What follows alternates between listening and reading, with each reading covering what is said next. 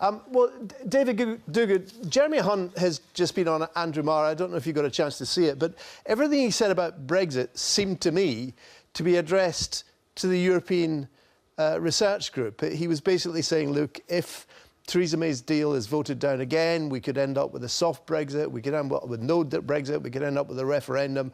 So it was really important. But have you seen anything coming from Europe and from what Michel Barnier has been saying, which leads you to believe that your colleagues who unlike you, didn't vote for the first deal, could be won round? Well, first of all, no, I'm sorry, I didn't see the Jeremy Hunt interview, so I apologise for that. But I would agree with him in that the only way to deliver, to be sure we can deliver on the Brexit deal or the Brexit result, is on Tuesday, vote for the deal, and that's the only way I can see guaranteeing we can leave on the 29th of March in the most sensible and pragmatic way. But do you get any sense from your colleagues who are more hardline Brexiter than you are, both in the Scottish Party and amongst your colleagues from other parts of the UK, that they are prepared to vote for it? Well, first of all, I mean, the whole hard, soft Brexit thing, I'm not sure I really agree with those terms. We either leave or we don't leave. And in terms of my colleagues who are in the European Research Group, as you say, and others, I mean, we're a broad church of opinions across the party. I know, I mean, I have heard from some of them that they are seeing now, even with the same deal as we had in January, that if we don't vote for the deal on Tuesday, then it opens us up to even more uncertainty. And that uncertainty is even worse than the compromises that exist in the deal.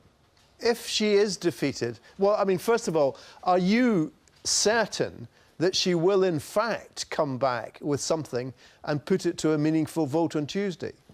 I see no reason why that wouldn't happen. The Prime Minister has said well, that's going to happen. Well, it might not happen because it hasn't happened before. Well, but the leader of the House, Andrea Leadsom, set out the business for the week on Thursday, and front and centre for Tuesday is the meaningful vote on the withdrawal agreement. Right. If that vote is defeated, and there seems to be a general expectation now that it will be defeated, there will be a motion on Wednesday to basically Parliament would vote against a no-deal Brexit. Would you vote for that? Well, first of all, I'm very much in favour of voting for the deal. I would encourage all my colleagues to do the same. You've said that. But also on your point about if there is to be a motion tabled on Wednesday to vote against no deal, that would only apply for voting to leave on the 29th of March without a no deal. So it wouldn't be taking no deal off the table, in my opinion. And it's also an amendable motion.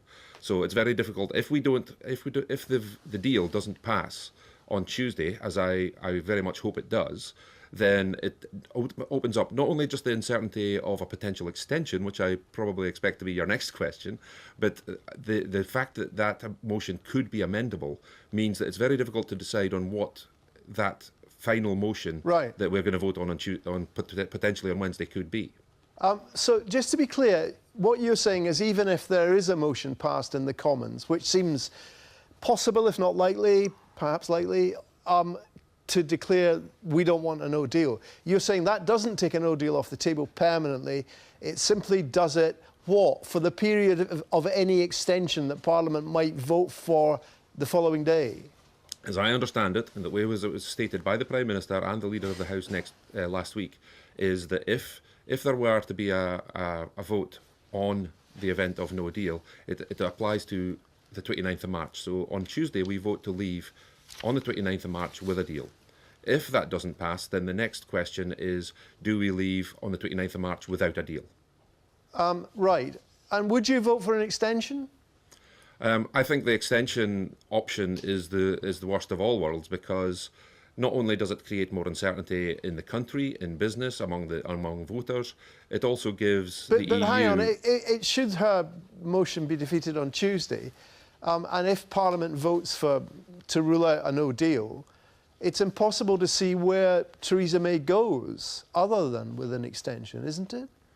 Well, all that we can do in that period of an extension is seek an extension. So if